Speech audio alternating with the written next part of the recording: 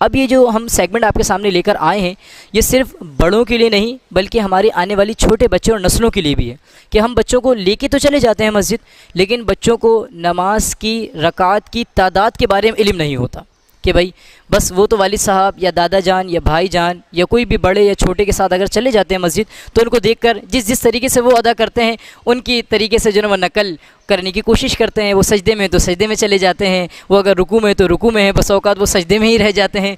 तो लिहाजा आज जो अभी हम जब सेगमेंट लेकर आए हैं वो ये है तादाद रकात के हम पर 5 नमाज़ें फ़र्ज़ हैं, तो फ़जर की, ज़ोहर की, असर की, मगरिब की कितनी रकातें होती हैं। तो याद रख ली जाए, फ़जर की 4 रकातें होती हैं, 2 रकात सुन्नत मुअक्कदा और 2 रकात फ़र्ज़। जैसे हमने आपको बताया कि सुन्नत मुअक्कदा हुक्म जो है ना वो सख्त होता है, बिला उज़्र शरई उसको नहीं छोड़ा जाएगा। हाँ, अगर कोई उज़्र है तो कभी छोड़ने में कोई मुज़ायका नहीं है। तो फ़जर की 4 रकातें होती हैं, 2 सुन्नत और 2 फ़र्ज़ होती हैं, और इसमें जो 2 सुन्नतें वो 2 सुन्नतें मुअक्कदा कहलाएंगी। ज़ोहर की 12 रकातें होती हैं। पहले रकात समात फरमा लेते हैं, 4 सुन्नत, 4 फ़र्ज़, 2 सुन्नत, 2 नफिल। याद रख लीजिए, ज़ोहर की जो फ़र्ज़ से पहले यानी क़ब्लिया और बादिया जो सुन्नतें, ये दोनों सुन्नतें मुअक्कदा हैं, यानी कि 4 रकात सुन्नतें जो शुरू की ये भी मुअक्कदा हैं, और फ़र्ज़ के बाद की जो 2 सुन्नतें ये भी मुअक्कदा हैं, और उसके बाद 2 रकात नफिल है।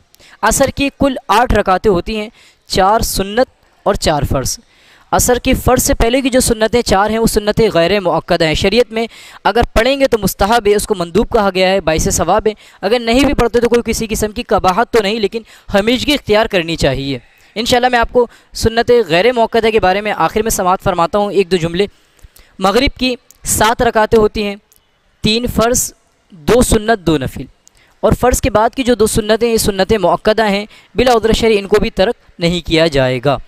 इशा की 17 रकातें होती हैं, 4 सुन्नत, 4 फ़र्ज़, 2 सुन्नत, 2 नफिल, 3 वितर और 2 नफिल।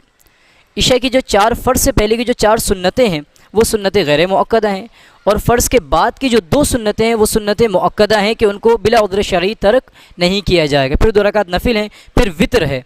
बस औक़ात हमारी ऐसा होता है कि इशा की नमाज़ के अंदर लोग 4 फ़र्ज़ और 3 वितर पर इक्तिफ़ा कर रहे होते हैं, और बस औक़ात आके पूछते भी हैं कि क्या 4 फ़र्ज़ और 3 वितर अगर अदा कर लिए जाए तो क्या नमाज़ हो जाएगी। देखिए, नमाज़ तो हो जाएगी, लेकिन अगर सुन्नतें यानी कि 4 फ़र्ज़ के बाद की जो 2 सुन्नतें हैं उनको तर्क करने की अगर आदत बना लेंगे तो फिर गुनाह कबीरा के मुर्तकिब कहलाएंगे, मरदूदुश शहादा और फासिक कहलाएंगे। और अल्लाह तबारक व तआला को सख्त नापसंद है कि इंसान जो है ना सुन्नत मुअक्कदा की तर्क की आदत बनाना शुरू कर दे। तो लिहाजा अगर आपके पास टाइम, वैसे तो होना तो यही चाहिए, जैसे मैं भी आपको अर्ज़ कर रहा था कि चाहे सुन्नत गैर मुअक्कदा हो या नवाफिल हो, उन पर इंसान को हमेशगी इख्तियार करनी चाहिए। जब बंदा रब के हुज़ूर आया है तो फिर क्यों ना हो कामिल तौर पर यकसुई के साथ, संजीदगी के साथ उसको कुछ ना कुछ वक्त दिया जाए। हम दुनियावी एतबार से देखें तो अगर किसी से मिलना होता है तो काफ़ी इंतज़ार कर लेते हैं, किसी की शादी में जाना होता है, खाने के लिए कितना इंतज़ार। तो जो रब दे रहा है और जिसके लिए दुनिया में आए हैं सिर्फ हमारे पास उसके लिए वक्त नहीं है। तो ये लम्हा फ़िक्रिया है, ये सोचने की बात है कि जिस रब ने पैदा फरमाया है और उसके हुजूर आए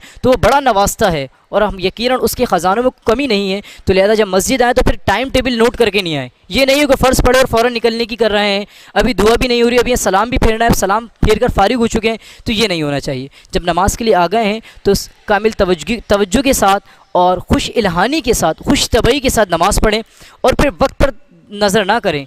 अगर मस्जिद में आकर वक्त की तरफ नज़र करेंगे तो याद रखने ज़माने के अंदर सिर्फ वक्त के ही जो ना मारे रहेंगे आप हमेशा। आपके पास वक्त नहीं होगा ना दुनिया के लिए ना घर वालों के लिए। जब अपने रब को वक्त देंगे तो इंशाल्लाह आपके वक्त में खूब बरकतें अता फरमाएगा। इसी तरीके से जुमे के लिए मर्दों के लिए जो रकातें हैं वो 14 रकातें हैं, क्योंकि ख़वातीन घर में पढ़ेंगी तो उन पर ज़ोहर की अदायगी की जाएगी, तो वो इसी तरीके से जो ज़ोहर की 12 रकातें हैं उसी तरीके से वो अदा करेंगी। लेकिन जो मर्द हज़रात हैं वो अल्हम्दुलिल्लाह जुमे में मस्जिदों में शिरकत करते हैं तो उनके लिए 14 रकातें होती हैं, 4 सुन्नत, 2 फ़र्ज़, 4 सुन्नत, 2 सुन्नत, 2 नफिल। फ़र्ज़ से पहली के बाद की जो सुन्नतें हैं ये सुन्नतें मुअक्कदा हैं, उसके बाद की जो सुन्नतें वो सुन्नतें गैर मुअक्कदा हैं, उसके बाद 2 रकात नफिल हैं। ये आपको 5 नमाज़ें और जुमे के साथ तरीक़ाकार भी बता दिया है, तादाद रकात भी अभी आपको हमने बता दी है। अगर इसमें कोई आप तिश्नगी पाएँ, कोई आपके जहन में सवाल हो तो बिल्कुल हमें आप मैसेज कर सकते हैं। इंशाअल्लाह ज़रूर कोशिश करेंगे कि उसको किसी तरीके से आप तक जवाब पहुँचा सकें। तो लिहाजा हमें अल्लाह तबारक व तआला अहसन अंदाज़ में अपनी नमाज़ को खुशू खुजू और आजिज़ी के साथ पढ़ने की तौफ़ीक़ अता फ़रमाए। अल्लाह करीम हम सब के उम्र में इल्म में इजाफ़ा अता फ़रमाए। आमीन बिजाहिन नबी अमीन सल्लल्लाहु तआला अलैहि वसल्लम।